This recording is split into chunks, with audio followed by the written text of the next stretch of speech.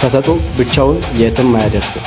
ሰላም ለሁላችሁ። ዛሬ እዚህ የተገናኘ ነው በሀገራችን ኢትዮጵያ ሆነን በዓለም አቀፍ ደረጃ ትልቅ ፕሮፌሽናል ተጫዋች መሆን ህልም ስላላችሁ ነው። ነገር ግን ማወቅ ያለባችሁ ነገር ተሰጥኦ ብቻውን የትም አያደርስም። የመጀመሪያው ፕሮፌሽናል ተጫዋች ለመሆን ስትፈልጉ ማወቅ ያለባችሁ ነገር ቢኖር ቴክኒክና ታክቲክ ነው። ኳስን ማወቅ ብቻ ሳይሆን ጨዋታን ማንበብ። በኢትዮጵያ እግር ኳስ ውስጥ ትልቁ ክፍተት የተጫዋቾች የታክቲክና የግንዛቤ የመሰረታዊ ቴክኒክ ጥራት ነው። ፕሮ ለመሆን እነዚህ ነገሮች በየቀኑ ማድረግ ይኖርባቸዋል። መጀመሪያ ንክኪ ፈርስት ተች እና ቅብብል ፓሲንግ።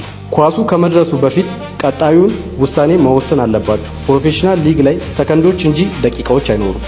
ቦታ አቀማመጥ ወይም ፖዚሽን የምንለው ነው። ኳስ በሌላችሁ ጊዜ የምታደርጉት እንቅስቃሴ ኦፍ ዘ ቦል ሙቭመንት በጣም አስፈላጊ ነው። ኳስ ፍለጋ ብቻ አትሩጡ። ቦታችሁን ጠብቃችሁ ለጓደኛውን አማራጩን ሁኑ። ሁለተኛ ቪዲዮ ማየት። አውሮፓ ውስጥ ወይም ከፍተኛ ደረጃ የሚጫወቱ በእናንተ ቦታ ያሉ ተጫዋቾችን ተመልከቱ። እንዴት እንደሚቆሙ፣ መቼ እንደሚከላከሉና መቼ እንደሚያጠቁ ጭምር ማየት ይኖርባችሁ።